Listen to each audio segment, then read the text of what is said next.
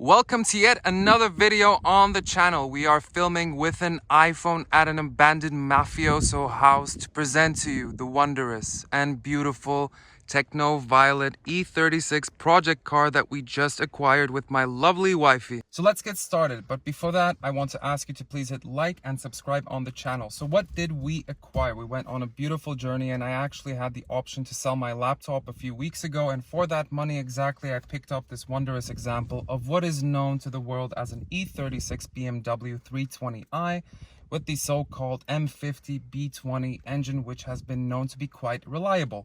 As we will soon find out, that is not exactly the case with this car. But luckily for all of you watching, I have the original Windows sticker dating from 1996. Just kidding. I have the actual Windows sticker from this car from the guy who was selling it. So it's saying that it has a 2-liter capacity. It's the year 95. Oh, I thought it was a 96. Never mind. And the price in Polish zloty that can be negotiated. So I got quite lucky. After looking at the car, we negotiated the price quite a bit. But, you know, of course, there's going to be a lot of issues. So let's get started with the interior view itself.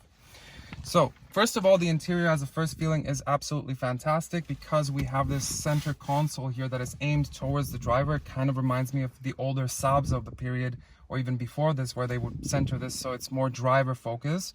So of course, from that perspective, I'm very happy. But as with any project car, you know, you get a lot of surprises on the way. So to be honest, I had a deal with the previous owner that if I'm not going to make the journey of 200 kilometers, I'm going to bring the car back to him and take the money back with the things that are great.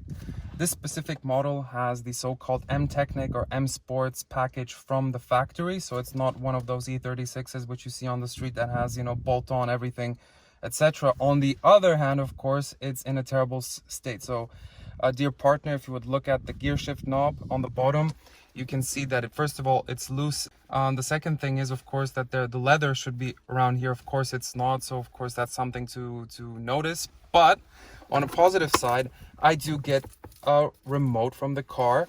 And I may be able to purchase chewing gum with all of the, you know, coins that I have on the bottom over here. So that's for that. The car is also equipped with fun sport seats, which I'm very happy. I'll show a clip of the video right now. On the other hand, one of the things that I really like is, and if you could point here, the beautiful analog clock. Again, a relic from the 1960s or 1990s, sorry. And if you click, it makes this audible, nice sound. I'm not sure that the camera would pick it up, but picture an old clock that you would buy from, let's say, an IKEA. So this is working, the climate control panel is working, that's all great stuff. I have a radio. It's supposedly a Bluetooth radio, it has an USB, it has an aux port, etc. But the screen doesn't work, so you know, you're kind of fishing for understanding what is there.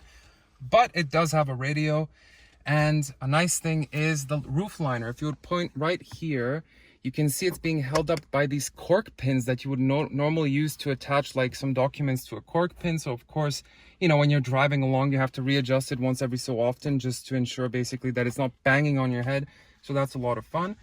But other than that, when it comes to the interior, another nice thing is that you have to hold the steering wheel approximately, I would say 15 degrees to the right to go straight. So that's of course quite enthusiastic.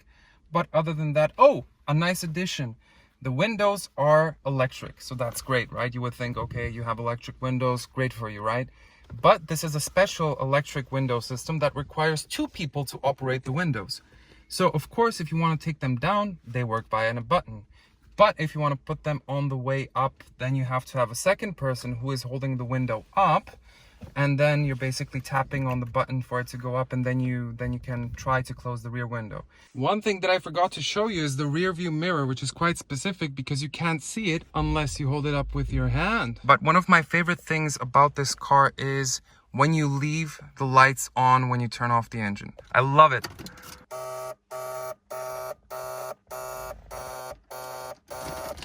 And as with any BMW on the market, you need to be carrying and running with some engine oil. There's a lot of things here still missing from the car, like these roof rails and things like that that need to be taken apart and put back onto the roof. But the previous owner was kind enough to give me all of the respective mounting gear for the roof rails. And a nice feature on the E36s is that you have this rear pocket for like your medicine bag. What is it called? Like the mandatory thing you need to have. One of these. I forget the name. Well, whatever.